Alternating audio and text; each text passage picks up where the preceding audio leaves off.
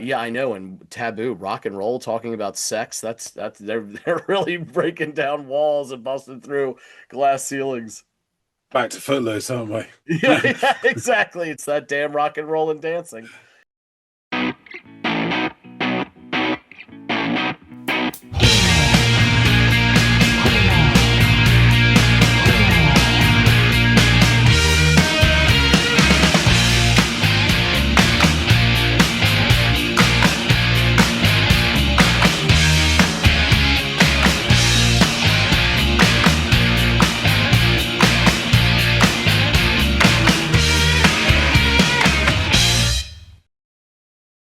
Hey, everybody, and welcome to another episode of the Audiophiles.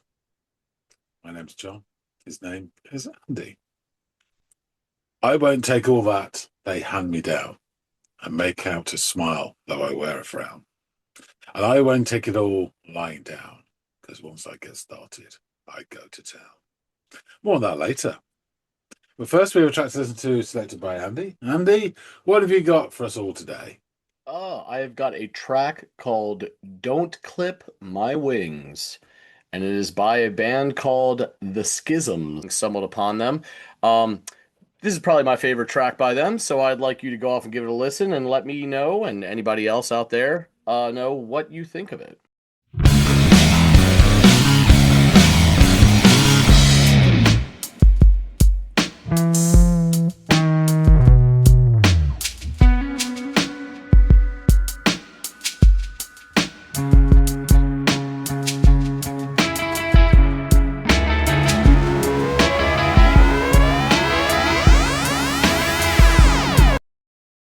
Okay, that's interesting. I just check that start because it seemed like a false start, or perhaps it's a segue from a previous track.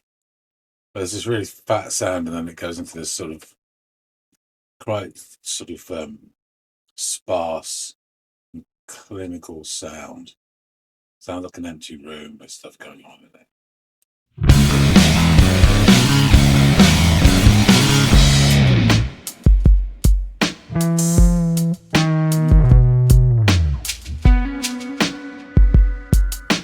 A lot of time to that.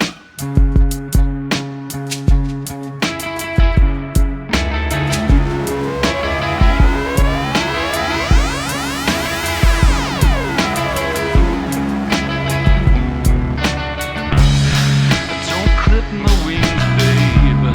You gotta let me get high and fly through the night. We'll soar up the towers all the way to downtown and swim in the neon lights,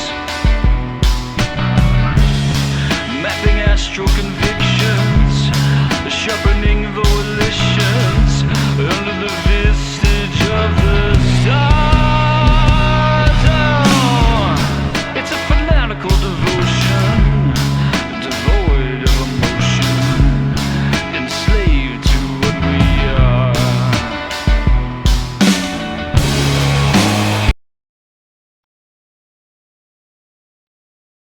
Yeah, that's really interesting. So far, we've had these bits. It kind of feels quite odd. I don't know what it is. There's a sort of coldness about it. Um, I get in my mind, I don't know why, but I get the impression that things are being placed for effect, which is what many artists do to get a reaction. It's just really interesting. And his voice is very new wavy. That sort of I was spoke to Andy about this before. There's some like new wave songs that came across in the early 80s. The American tone to them was very sort of knowing. And some interesting rhymes there. Um, did you say something like a fanatical devotion devoid of emotion? That's the kind of thing. Um, And it kind of then makes me think, of stuff evolving into bands like There Might Be Giants, stuff like that. There's sort of clever rhymes. Um, Yeah, it's interesting. And you got this mixture of a really nice tone to that guitar, and then the synth parts coming in, and that really low bass, um, spreading that all out. Yeah, it's interesting. I'm not quite sure what I think of it just yet, but yeah, it's got my attention.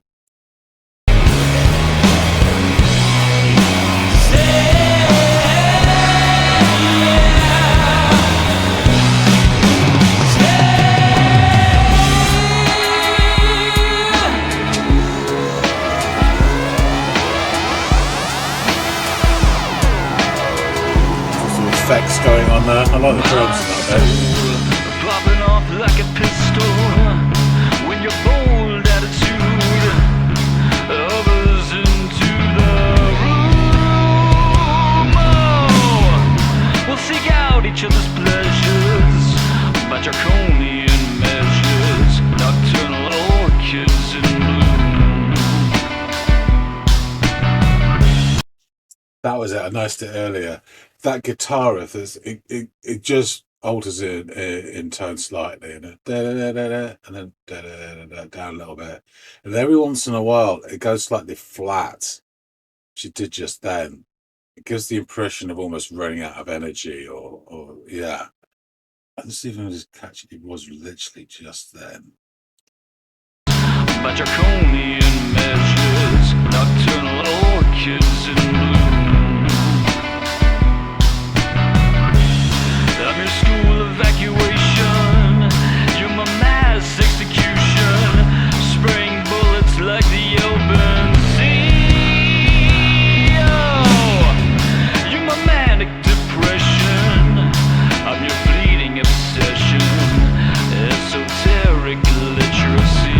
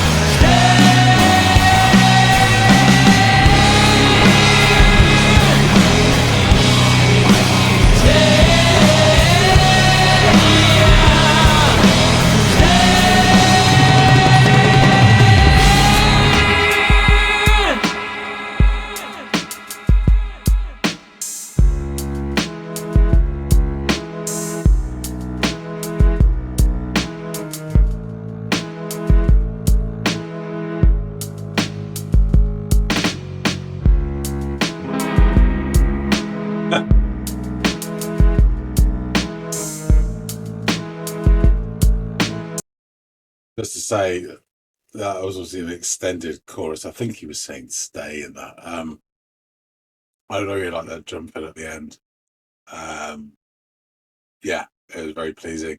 And then we drop down, and just the beat sounds almost like a drum machine beat here. It may or may not be, but it has that sort of slight echo to it and everything. And then with these string parts, which probably are synthesized, sounds very 80s to me. And then that sort of guitar, yeah, just really sort of lazy, like a cat stretching in sunlight.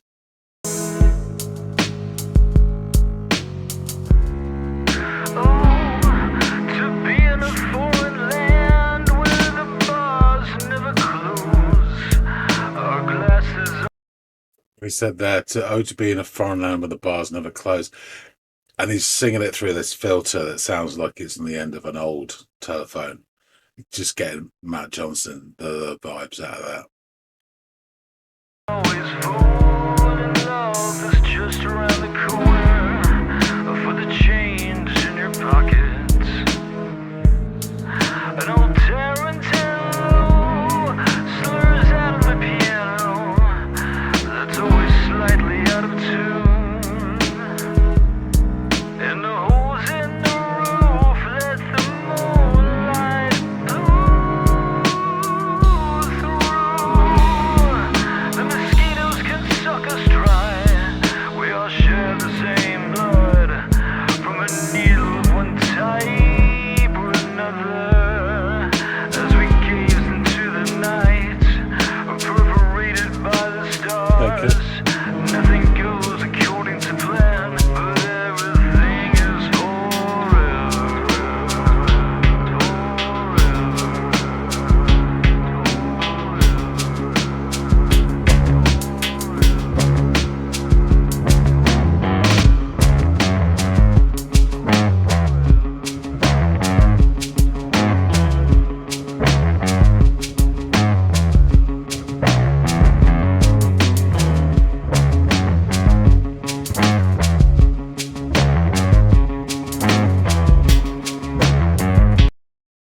I just had an idea. I need to check something. That's a really nice tone to that guitar. Is it the same as the very beginning? No, it's not. There you go. Glad I checked. That's another sound then. It's different. Yeah, I really like this second half of the song. It's much more, I don't know, it clicks with me better than the first bit. Um, the atmosphere to it. Very interesting.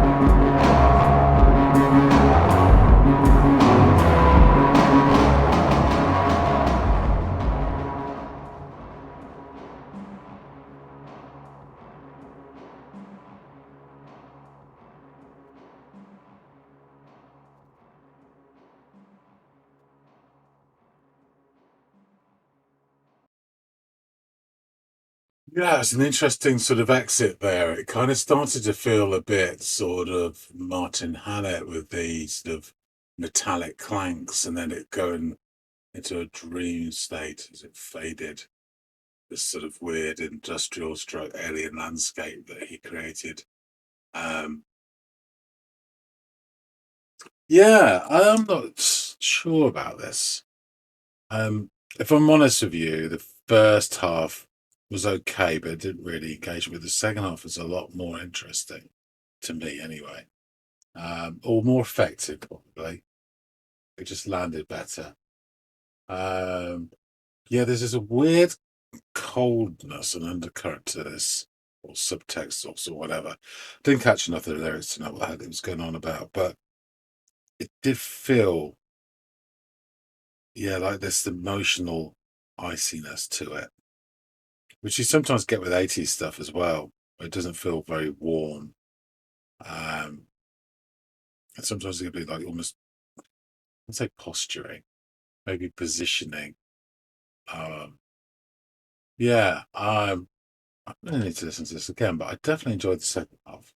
Um, Need to find out more. To do that, we should go back and chop it up. Brother Andy. All right, John, clearly your wings haven't been clipped because you've come flying back in here. What did you think of this track by the Schisms? So it opens with this false start, this fat, greasy sausage of a riff for a few seconds, before regenerating as this ponderous but expressive guitar sound with a kind of moccasin wearing shuffle beat. I can picture those tassels swaying even now. It makes me wonder if the initial volley was part of the previous song, Right. segueing into this. And I guess the person who posted this just didn't cut it right. That's what it felt like to me. Could be wrong, but it's an interesting choice anyway. So yeah, the song then sort of started. I had to take it back and just double check. So the song evolves into a sort of moody bit of, well, it's very simple, sort of like a bass. And then these keyboards come in and they start spreading out, sort of man spreading all over this simple thing. Um, and it rises like, and there's a nice little guitar riff that brings out, and the synth line rises up like an electronic yawn, and bringing along with it as it does, the the bass becomes this sort of saggy motorbike chain bass, and then come the vocals as well. So what we get throughout this song is a changing of sounds quite often. But yeah, in comes the so the bass has changed at least once already. And then comes the vocals and declares the opening line, "Don't clip my wings, babe." I think he sings, "You're gonna let me get high and fly through the night." There's a very pulsating, deeper synth sound that underscores the last two words. and then we return to that sort of minimal verse structure. I think I pointed it out later on in the reaction, but that sort of guitar is very simple. It just alters slightly in tone, goes up and down. And then about every, I don't know, fourth bar or something, it just goes slightly flat, the same riff, which is really interesting. It gives the impression of yeah, the pitch just goes down a touch, and it gives the impression of like losing momentum or energy. I really sort of like that, and then it's just like again, it carries on like nothing ever happened, nothing to see here, and then it does it again. But yeah, so I get the mental image from this first little bit, this section, really odd the way it's done actually.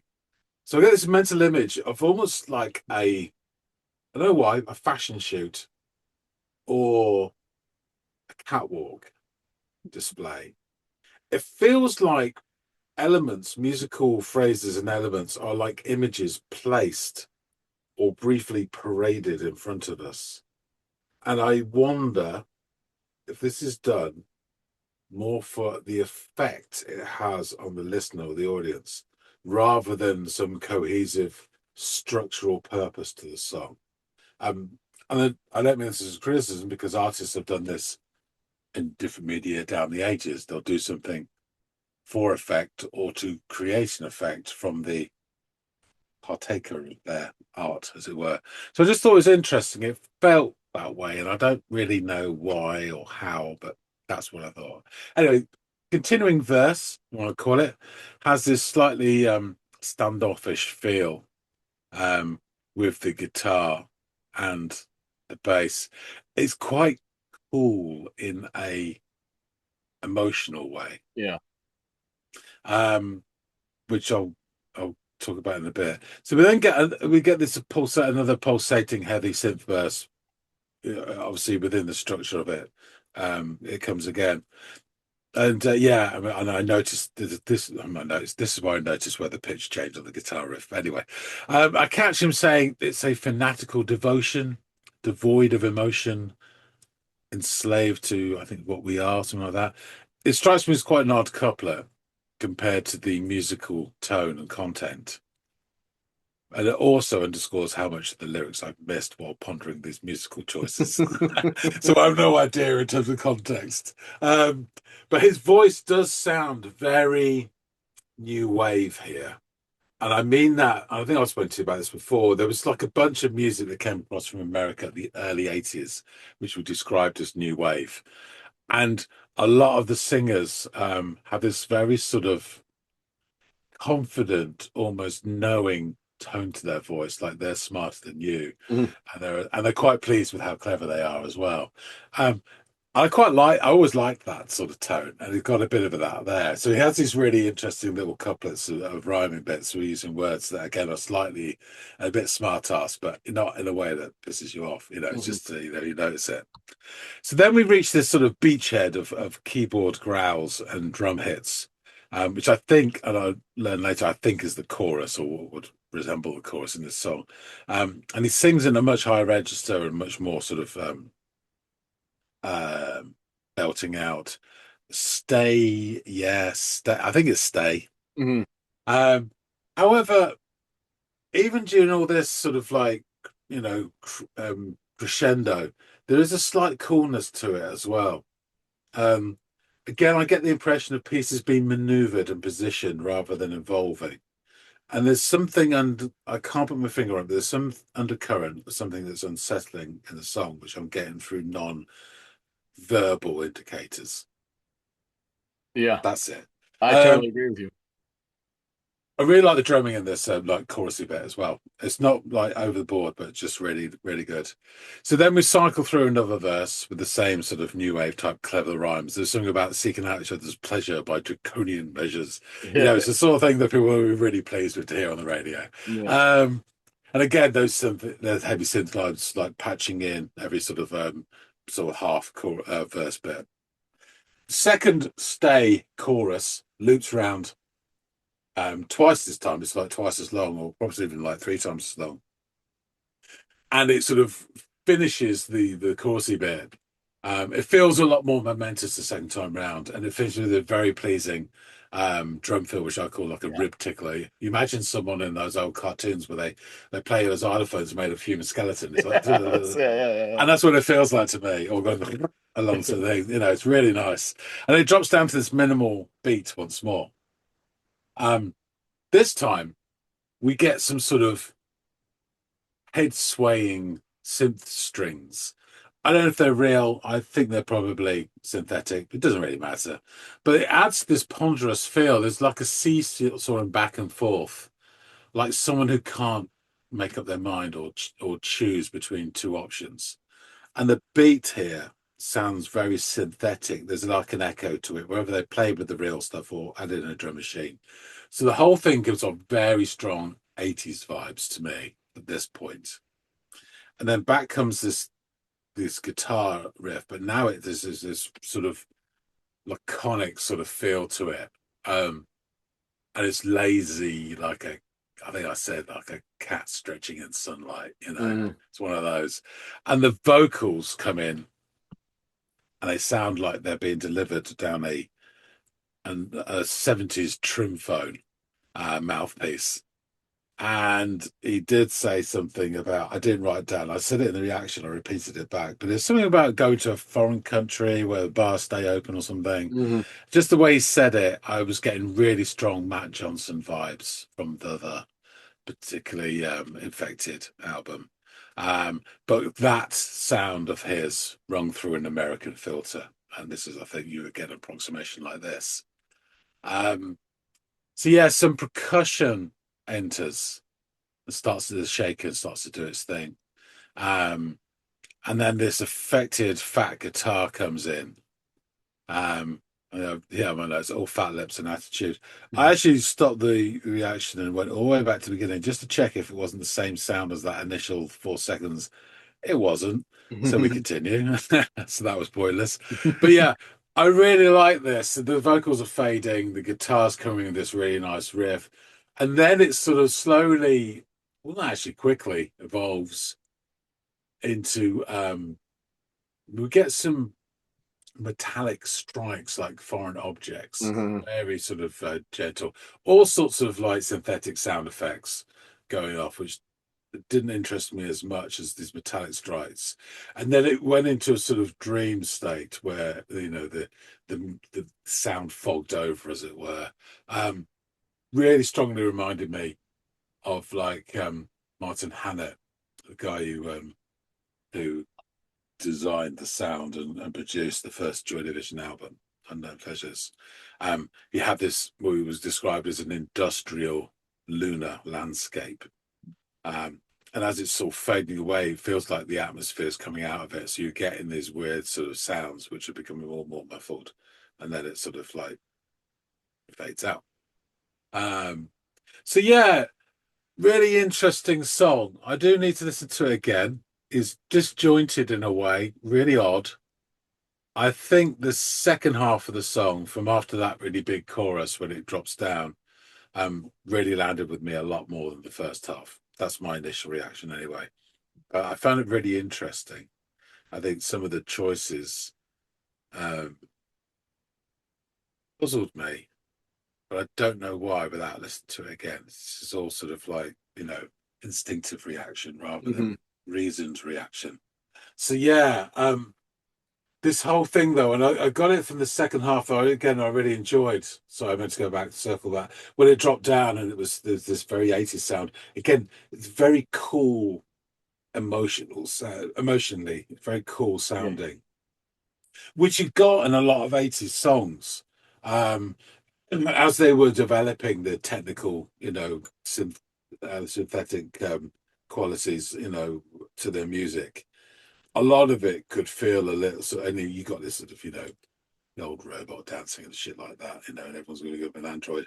This is the future, but it did. Some of the music did lack some warmth, which you would get through sort of,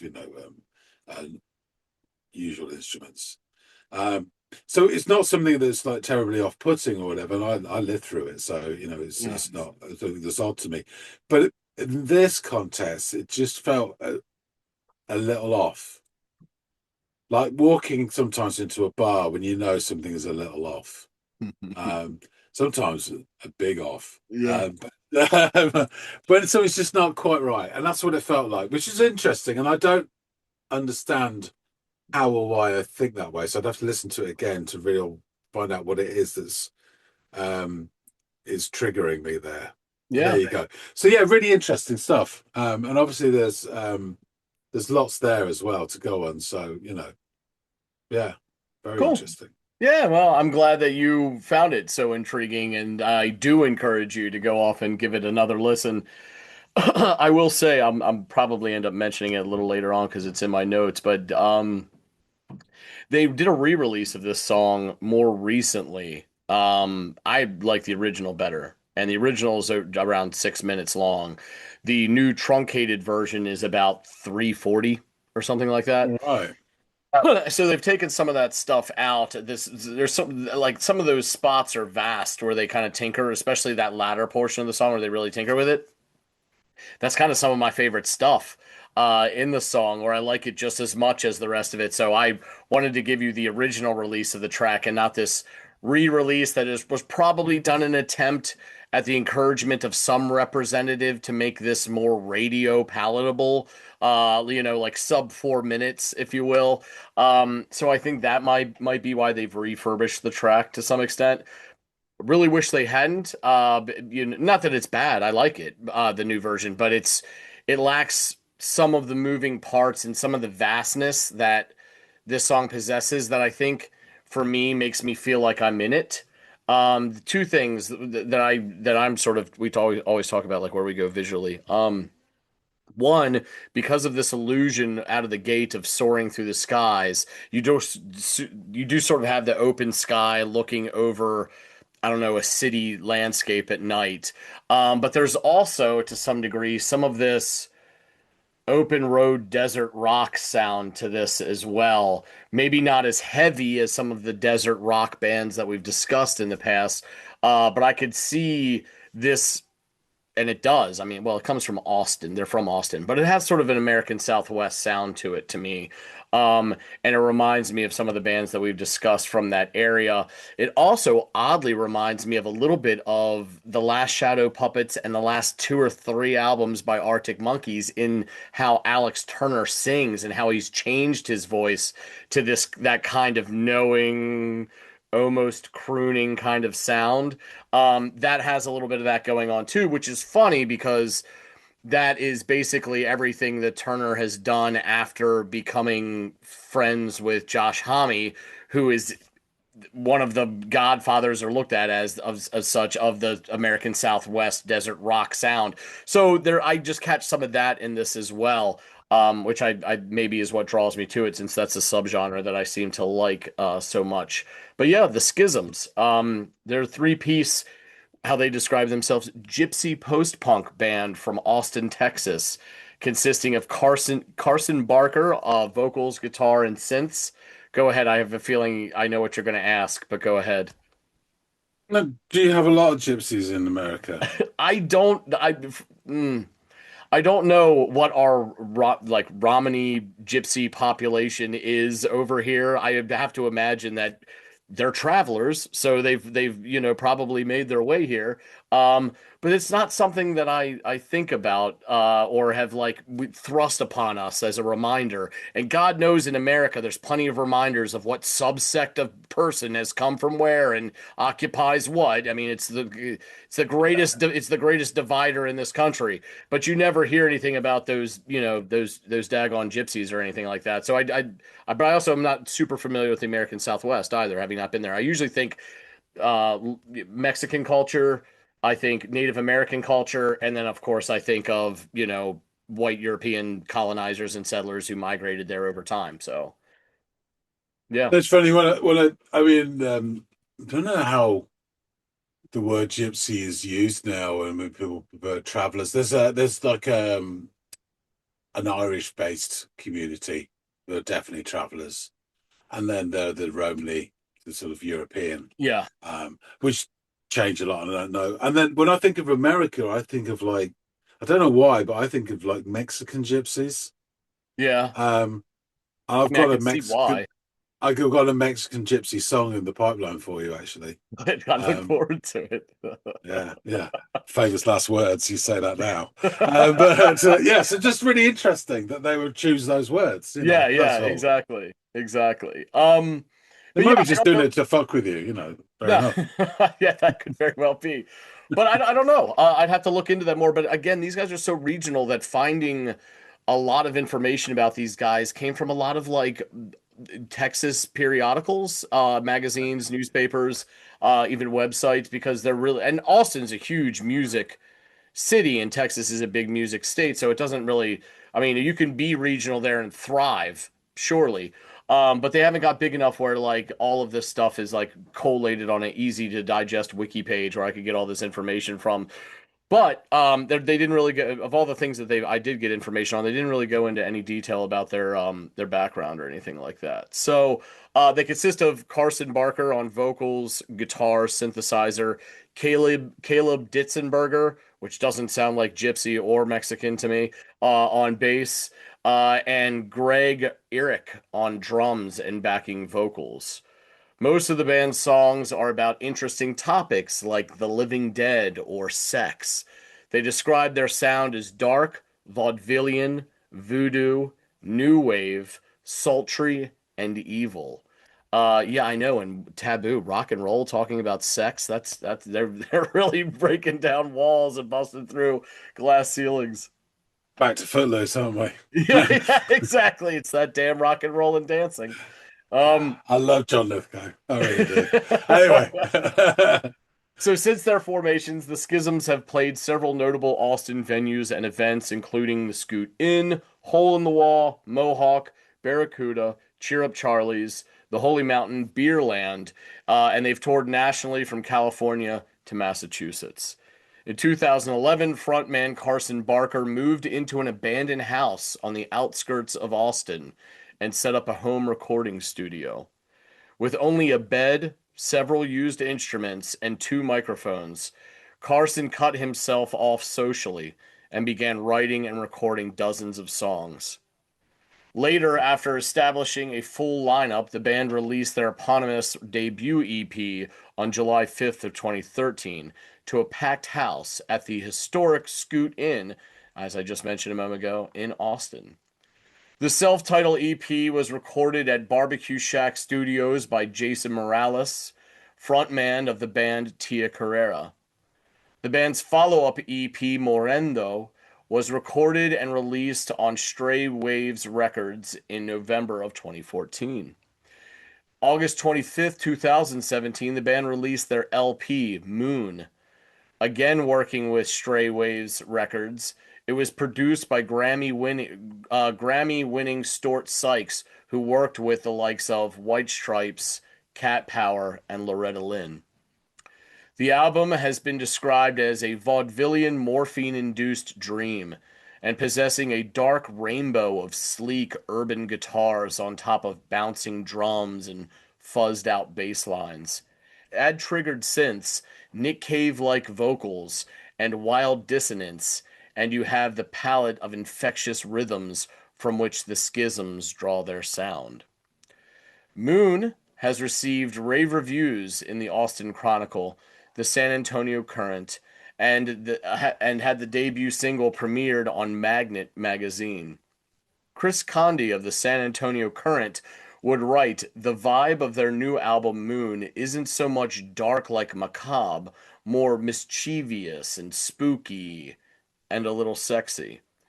The band continued to tour and play locally throughout their native Texas, and finally, 6 years later, in 2023, the band released a two-song single EP named after the two featured tracks, Radium Girls slash Acid Bath. This release was a precursor for the subsequent full-length album Bender, which was released September 1st of 2024, which would feature the aforementioned tracks. The album also features the full unabridged version of this track I had you listen to today, Don't Clip My Wings. The song would later be winnowed down to just under 4 minutes in a re-release in 2025, along with a new and admittedly very cool accompanying video that possesses a vibrant pulp comic aesthetic to it. But I do prefer this longer version of the track myself. But the video is super, like just the artwork that went into it. It does look very much like a comic is coming to life, and it's really, really neat. These lyrics, which here I find myself again having to go through and transcribe, pausing line by line because I could not find these. Luckily, they weren't that difficult to discern. Don't clip my wings, babe. You gotta let me get high and fly through the night. We'll soar above the towers on the way to downtown and swim through the neon lights. Mapping astro convictions, sharpening volitions under the visage of the stars. Oh, it's a fanatical devotion, devoid of emotion, enslaved to what we are. Stay, stay. And he does say, like, stay, yeah. And it almost sounds like going, stay, yeah. But I think he does resolve in a way that I think is just like a stretched out, adding syllables where they aren't version of the word stay. My soul popping out like pistol with your bold attitude. All others in the room will seek out each other's pleasures by draconian measures, nocturnal orchids in bloom. Another school evacuation. You're my mass execution, spraying bullets like the open sea. You're my manic depression. I am your bleeding obsession. Esoteric illiteracy. Stay, stay, stay, stay, stay, stay. Oh, to be in a foreign land where the bars never close, our glasses always full, and love is just around the corner for the change in your pockets. An old tant slurs out the piano that's always slightly out of tune, and the holes in the roof let the moonlight through. The mosquitoes can suck us dry. We all share the same blood from the needle of one type or another as we gaze into the night perforated by the stars. Nothing goes according to plan, but everything is forever. So there you go. I could not find a meaning of this song, but my God, the imagery that can come to life with some of the words that he uses. And yes, he does have, there is a dash of like this pomposity to his word choice and selection throughout of it. But for me, that's kind of part of the charm, and it's kind of part of the charm of that new wave 80s sound that has clearly infiltrated this, but also existed and is what you're drawing from when you were giving it a go, right? So Yeah, this that sort of vocal technique of these um couplets or even triplets, as it were, where they're very interesting, sort of, and they're not just rhyming; they're sort of interconnecting. So his use of, devotion and devoid, those, within that. But it kind of reminds me of where, bands would go from new wave into something like They Might Be Giants or something like yeah, that. yeah, Yeah, yeah, that yeah. sort That's of sort of the interesting and next. tricky, sort of, yeah. Yeah, absolutely. But yeah, John, it's just a really intriguing, kind of dark and mysterious sound.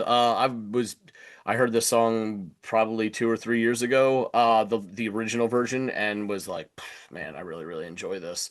So I've been waiting for another full length from these guys. Hopefully they get what they're looking for. I think we've talked about this before, how on earth some bands get big and how others that we happen to be lucky enough to catch one way or another seem to slip through the cracks. And I just love for these guys to kind of get some attention because Austin's got a really good music scene. It's not all country music down there. There's a lot of really, really, I mean, you probably are aware of like South by Southwest and all the really interesting music stuff that's happening in Austin. So yeah, these are one of those guys that have kind of like they got a big name down there, but nationally they've flown under the radar. So hopefully they take the next big step because I really enjoy the sound that they've kind of cultivated here. So thanks for giving it a go, man. Well, interesting. As you were talking right at the start, I just had a quick look, and the population of California and Texas combined is roughly around the same as the UK. Wait, I'm sorry. California and Texas combined?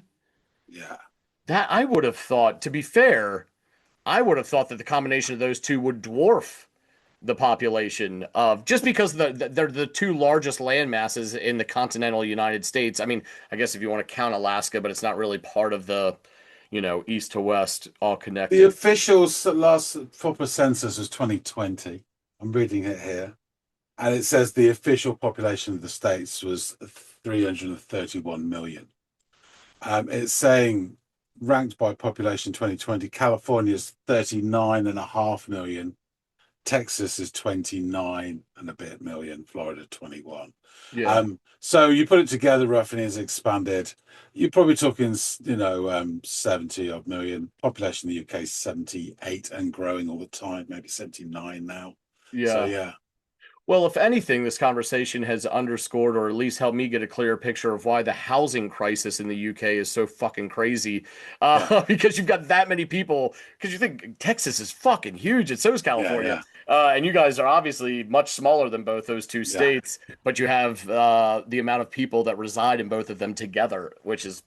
I can only under the rent and how much real estate one can possess. Yeah, that all checks out now. So if you can get California and Texas licked as a musician, you're doing as well as people in this Yeah, you're country. absolutely right. You're absolutely Yeah, right. I mean, California is like what a top 10 economy in the world, even if it yeah, existed yeah. on its own outside of the United States, if not a higher number than that. So, yeah, you're right. You shouldn't, But then you look at other bands that made it international, and you're like, what the Yeah, hell?